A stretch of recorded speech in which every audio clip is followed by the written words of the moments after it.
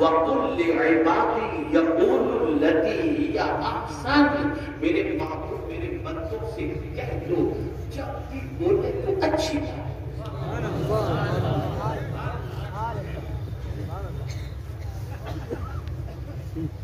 جب بھی بولے اچھی بات۔ اللہ اکبر، حیرت و تعجب کی بات ہے، جس قوم سے لوگ بولنا سیکھتے تھے آج اس قوم کی بولی کی وجہ سے لوگ اسے نفرت کرتے ہیں۔ آج آپ ذرا دیکھو، مجھے ایک آیت یاد آ رہی ہے، میرے پاس وقت کی تھوڑی قلت بھی ہے، جلدی نکلنا بھی ہے۔ ایک بات کر سکتا ہوں، آج کیا ہو رہا ہے؟ فحاشی پھیل رہی ہے نا، بدکرداری پھیل رہی ہے، برائی پھیل رہی ہے، اور اس طرح سے پھیل رہی ہے کہ العیاذ باللہ باپ بھی فحاشی میں گرفتار، ماں بھی، بیٹا بھی، بیٹی بھی، الا ماشاءاللہ۔ آپ کہیں کہ ماں باپ، باپ بیٹا، بھائی بہن، بیٹی، سب چیز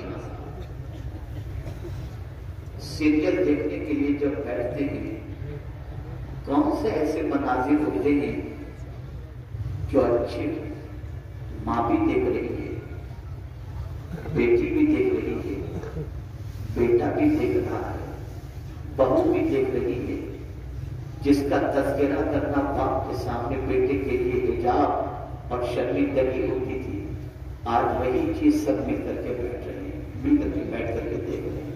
یہ ساری چیزیں ہوتی ہیں۔ اب جانتے ہیں دور جاہلیت میں کیا ہوتا ہے اس فحاشی کے سلسلے میں؟ اللہ، جب اس دور کے اندر لوگوں سے کہا جاتا کہ فحش کام نہ کرو، یہ بے حیائی ہے، بے حیائی سے بچو، فحاشی سے بچو، تو قرآن کہتا ہے کہ جو انہوں نے کہا تھا، میرے وہ بھائی جو باپ بن چکے ہیں یا مستقبل میں شادی کے بعد باپ بننے والے ہیں، قرآن کی اس آیت کو پیش نظر رکھیں، والذین اذا فعلوا الفاحشۃ قالوا وجدنا علیہا آباءنا واللہ امرنا بها قل ان اللہ لا یأمر بالفحشاء۔ آپ جانتے ہیں جب بے حیائی کرنے والوں سے کہا گیا کہ تم کیا کر رہے ہو، یہ بے حیائی ہے، تو جواب کے وہ بچے کیا کہتے تھے معلوم ہے؟ قالوا وجدنا علیہ آباءنا، ہم نے ہمارے ماں باپ کو ایسا ہی دیکھا۔ آج کا باپ اگر بیٹے کے سامنے بے حیائی کرے، آج کی ماں بیٹے کے ساتھ بیٹھ کر گندی پکچر دیکھے یا سیریل دیکھے، اور اس کے بعد بچے کو بے حیائی سے روکنے کے لیے جب کہے گی تو قرآن نے پہلے ہی کہہ دیا کہ دور جاہلیت میں جو کہا جاتا تھا آج کا بیٹا وہی کہے گا۔ مجھے یاد ہے میرے ایک دوست نے مجھ سے کہا میرے بیٹا آؤٹ آف ٹریک جا رہا ہے، حضرت ذرا اسے سمجھائیے۔ میں نے کوشش کی اور میں نے سمجھانے کی بھرپور محنت کی۔ کچھ دنوں کے بعد آپ جانتے ہیں میرے دوست نے مجھ سے کہا حضرت اب اس کو مت سمجھائیے گا، چھوڑ دیجیے اس کے حال پر۔ میں نے کہا تو کیا ہوا، کسی دن اللہ توفیق دے دے گا؟ کہا نہیں۔ ایک دن میں اپنے بیٹے سے کہا بیٹا تو جو کر رہا ہے وہ صحیح نہیں ہے۔ تو میرے بیٹے نے مجھے جواب میں کہا ابا جب آپ میری عمر کے تھے تو کیا کرتے تھے؟ آج جو لوگ بدکرداری سے اپنے دامن کو داغدار کر کے یہ تصور کرتے ہیں کہ ہم اپنی زندگی کو عیش و موج کے اندر گزاریں، یہ عمر ہے ہماری، کل تمہاری اولاد اللہ نہ کرے غلط راستے پر جانے کے بعد یہ نہ کہے کہ ہم تو وہی کر رہے ہیں ہمارے باپ۔ آج گالیاں وراثت میں مل رہی ہیں،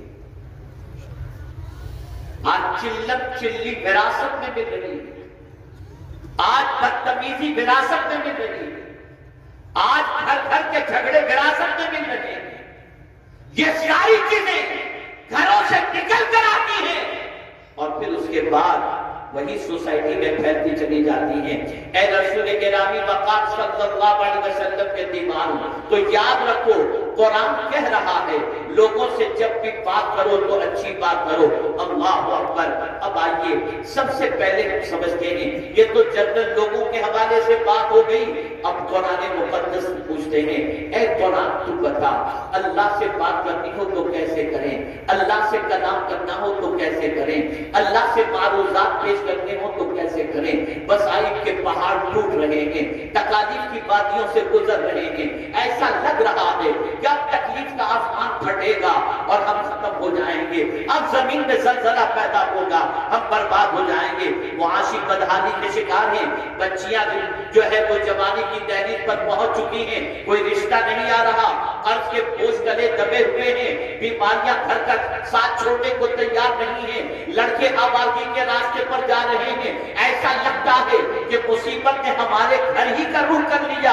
اس طریقے سے جب انسان گرفتار ہوتا ہے تو کیا کرتا ہے؟ اللہ کی بارگاہ میں معاذ اللہ کہتا ہے کیا مولا میرا ہی گھر تجھے ملا تھا، میں نماز پڑھتا ہوں، میں روزے رکھتا ہوں، میں گناہ سے بچتا ہوں، میں حرام کام نہیں کرتا، پھر بھی میرے گھر کے دروازے پر یہ تکالیف دستک دیتی ہیں۔ یہ وہ انسان کہے گا جو انسان قرآن کی روشنی میں اللہ سے بات کرنے کا طریقہ نہیں جانتا۔ آئیے میں آپ کو بتاؤں حضرت ایوب علیہ السلام پر مصیبتوں کا کون سا پہاڑ نہیں ٹوٹا؟ سارے بچے شہید ہو گئے، سارے مکانات گر گئے، ساری جائیداد ختم ہو گئی، سارے مویشی ختم ہو گئے۔ حضرت ایوب علیہ السلام اپنی بیوی کے ساتھ روانہ ہو گئے، بیوی نے مرض کے اندر گرفتار دیکھا، عرض کرنے لگی اے میرے سرتاج آپ اللہ کے نبی ہیں، بارگاہ سمدیت میں دعا کریں گے، مصیبت ٹل جائے گی، صحت نصیب ہو جائے گی، آپ اللہ کی بارگاہ میں دعا کر دیجئے۔ اللہ اکبر۔ اللہ کے فرستادہ پیغمبر حضرت ایوب علیہ السلام ضرور یہ کہہ سکتے تھے مولا میں تیرا نبی ہوں، تیرا بندہ ہوں، اے میرے قریب یہ جو پریشانیاں مجھے چھو رہی ہیں یا لگ گئی ہیں یا آ گئی ہیں مولا اسے دور فرما دے۔ نہیں، انداز سکھاتے ہیں کہ اللہ کے بندو تمہیں تکلیف جب آ جائے، جب مصیبتیں تمہارے دروازے پر دستک دیں اور جب تم پریشانیوں میں گر جاؤ تو تمہاری زبان سے اللہ کی بارگاہ میں کیسے کلمات نکلنے چاہیے۔ اللہ اکبر۔ حضرت ایوب علیہ السلام ایسی تکلیف میں کہ بچے، مال، جائیداد سب کچھ ختم ہونے کے باوجود بھی جب اللہ کی بارگاہ میں عرض کرتے ہیں تو جو کہتے ہیں رب انی مسنی الضر وانت ارحم الراحمین، اے میرے رب مجھے مصیبت نے چھوا ہے، ٹچ کیا ہے، اور تو سب سے زیادہ رحم کرنے والوں میں رحم کرنے والا ہے۔ اللہ اکبر۔ انداز دیکھیے، مصیبت میں شکوہ نہیں، اللہ کی بارگاہ میں معروضہ پیش کرنے کا طریقہ سکھایا جاتا ہے۔ جب کوئی بندہ اس طرح سے عاجزی اور انکساری کے ساتھ رب سے شکوہ کرنے کی بجائے رب کی عظمتوں کو، رب کی رحمت کو پکارتا ہے تو پھر مولا کس طریقے سے کرم فرماتا ہے؟ رب نے فرمایا اُرْكُضْ بِرِجْلِكَ هَٰذَا مُغْتَسَلٌ بَارِدٌ وَشَرَابٌ، ٹھوکر مارو اپنے پیر کی، جو پانی نکلے اسے پیو اور بدن پر ڈالو، تمہیں شفا نصیب ہو جائے گی۔ حضرت ایوب علیہ السلام نے ٹھوکر ماری، پانی کا چشمہ نکلا، پانی پیے اور جسم پر لگائے، سارا مرض ختم ہو گیا، جوانی بھی پلٹ آئی۔ آپ اندازہ لگائیں تو رب نے بھی فرمایا اِنَّا وَجَدْنَاهُ صَابِرًا، کیا ہی اچھا بندہ ہے۔ پتہ چلا اے رسول اعظم کے دیوانوں، جس طریقے سے راحت خدا کی طرف سے ہے، تکلیف بھی خدا کی طرف سے ہے۔ اسی لیے صوفیاء کرام کی زبان پر کبھی شکوہ نہیں ہوتا تھا۔ جس طریقے سے ہم راحتوں کا استقبال کرتے ہیں وہ اللہ کی طرف سے آنے والی مصیبتوں کا استقبال کرتے تھے۔ اس لیے کہ وہ کہا کرتے تھے کہ راحت کے اندر ہماری خوشی کا بھی دخل ہے، لیکن مصیبت میں تو صرف خدا کی خوشی کا دخل ہے، اس لیے کہ وہ چاہتا ہے تبھی مصیبتیں آتی ہیں۔ اے رسول گرامی وقار صلی اللہ علیہ وسلم کے دیوانوں، تو اللہ کی بارگاہ میں کیسے عرض کرنا چاہیے، یہ طریقہ قرآن سکھا رہا ہے۔ حضور کی بارگاہ میں کیسے عرض کرنا چاہیے، اللہ اکبر، تو قرآن کہتا ہے یا ایھا الذین آمنوا لا تقولوا راعنا وقولوا انظرنا۔ اللہ اکبر، یا رسول اللہ نظر کرم کیجئے، رسول اعظم کی بارگاہ میں جب عرض کرنا ہو تو اس طریقے سے عرض کرو، اور اللہ اکبر، رسول کی آواز پر اپنی آواز کو بلند نہ کرو۔ آج تک آپ نے سنا ہے کہ تقویٰ اس کو کہا جاتا ہے جو بندہ اللہ سے ڈرے اسے تقویٰ، جو گناہوں سے بچے اسے تقویٰ، لیکن تقویٰ کا ایک انداز قرآن نے یہ بھی بتا دیا، اور اس تقوی کا معیار اتنا بلند بتا دیا کہ جس کی کوئی انتہا نہیں۔ قرآن کہتا ہے ان الذین یغضون اصواتهم عند رسول اللہ اولئک الذین امتحن اللہ قلوبهم بالتقوی۔ اللہ اکبر، جو رسول کے سامنے اپنی آواز کو پست رکھتے ہیں، اللہ نے ان کے دل کو تقوی کے لیے چن لیا ہے۔ یہ رسول کی بارگاہ کا ادب ہے، وہاں ڈھنگ ہے بات کرنے کا طریقہ سکھایا جاتا ہے۔ ماں باپ سے کیسے بات کی جائے، ماں باپ سے کیسے بات کی جائے، تو قرآن کہتا ہے اللہ وَقَضَىٰ رَبُّكَ أَلَّا تَعْبُدُوا إِلَّا إِيَّاهُ وَبِالْوَالِدَيْنِ إِحْسَانًا إِمَّا يَبْلُغَنَّ عِندَكَ الْكِبَرَ أَحَدُهُمَا أَوْ كِلَاهُمَا فَلَا تَقُل لَّهُمَا أُفٍّ وَلَا تَنْهَرْهُمَا وَقُل لَّهُمَا قَوْلًا كَرِيمًا۔ اللہ اکبر، بہت سارے یہاں دانشور ہوں گے، طبیب ہوں گے، ڈاکٹر ہوں گے، سائیکولوجسٹ ہوں گے، سائیکریٹسٹ ہوں گے، جانتے ہیں کہ بوڑھے کی سائیکولوجی کیا ہوتی ہے۔ ایک ماں یا باپ جب بڑھاپے کی دہلیز پر پہنچ جائے، ارمان سارے ختم ہو جاتے ہیں۔ اچھے پہننے کا ارمان نہیں، اچھے کھانے کا ارمان نہیں، اچھے گھر کا ارمان نہیں، اچھی گاڑی کا ارمان نہیں، اس لیے کہ عمر کے اس حصے پہ پہنچ چکے ہیں جہاں بس زندگی کٹ رہی ہے۔ تو بڑھاپے میں ایک باپ اپنی اولاد سے کیا چاہتا ہے، ایک ماں اپنی اولاد سے کیا چاہتی ہے۔ اللہ اکبر، قرآن نے اس نفسیات کو سامنے رکھ کر کے بڑھاپے کے ہی دور کو یاد کروایا اور فرمایا اِمَّا يَبْلُغَنَّ عِندَكَ الْكِبَرَ أَحَدُهُمَا أَوْ كِلَاهُمَا۔ جوان کی بات نہیں فرمائی کہ جب تمہارے ماں باپ جوان ہو تو اف کر دو، حالانکہ جوانی میں بھی اف نہیں کرنا چاہیے، لیکن اگر تمہارے ماں باپ میں سے کوئی بڑھاپے کو پہنچ جائے تو ان دونوں میں سے کسی کو اف بھی نہ کہو، انہیں چھڑکو بھی نہیں۔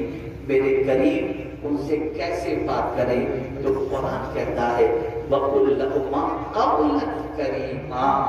ان سے عزت سے بات کرو، ان سے پیار سے بات کرو۔ بڑھاپے کی دہلیز پر پہنچنے والے ماں باپ اپنی اولاد سے کسی اور چیز کی تمنا نہیں رکھتے، ایک ہی تمنا رکھتے ہیں بچہ مجھ سے پیار سے بات تو کرے، یا جب دیکھو تب جھڑکتا رہتا ہے۔ اس عمر میں ہم کہاں جائیں، یہ باپ کہتا ہے۔ لیکن جب ایک بچہ اپنے باپ کے بڑھاپے کے پہنچنے کے بعد، ماں کے بڑھاپے میں پہنچنے کے بعد جب نرمی سے بات کرتا ہے، شفقت سے بات کرتا ہے، پیار سے بات کرتا ہے، بیٹا سو رہا ہوتا ہے، ماں کی دعائیں باب اجابت سے ٹکرا رہی ہوتی ہے۔ اے اللہ، بڑھاپے میں جس طرح سے میری اولاد نے مجھے سکون کی دولت عطا فرمائی، تو بھی اسے سکون کی دولت سے مالا مال کر دینا۔ بڑھاپے میں ماں، لیکن آج بڑھاپے میں باپ کو بڑھا کہا جاتا ہے، ڈیڈ اسٹاپ کہا جاتا ہے، چھڑکا جاتا ہے، کھسٹ کہا جاتا ہے، نہ جانے کیا کیا کہا جاتا ہے۔ یہ سب اس لیے کہا جاتا ہے کہ تم نے قرآن سے کس سے کیسے بات کی جائے تم نے یہ سلیقہ نہیں سیکھا، یہ طریقہ نہیں سیکھا۔ ارے یہاں تک سربراہ مملکت سے بات کرنی ہو، وقت کے حکمراں سے بات کرنی ہو، خدا کی قسم اس کا طریقہ بھی قرآن سکھاتا ہے۔ آؤ میں تمہیں بتاؤں، حضرت موسیٰ علیہ السلام کو، حضرت ہارون علیہ السلام کو، دونوں کو جب رب قدیر فرعون کی طرف بھیجتا ہے تو فرماتا ہے وَقُولَ لَهُ قَوْلًا لَيِّنًا، تم دونوں اس سے نرمی سے بات کرنا۔ اللہ اللہ، انداز کو دیکھیے قرآن کا، کس سے کیسے بات کی جائے، قرآن کم سکھاتا ہے۔ بس ایک آخری بات کر دوں، اس لیے کہ وقت اجازت نہیں دیتا کہ مزید اس پر گفتگو کر سکوں. آپ جانتے ہیں یہاں تک کہ مانگنے والا دروازے پر سائل آئے اس سے کیسے بات کی جائے اس کا انداز میں بنا سکتا. ماں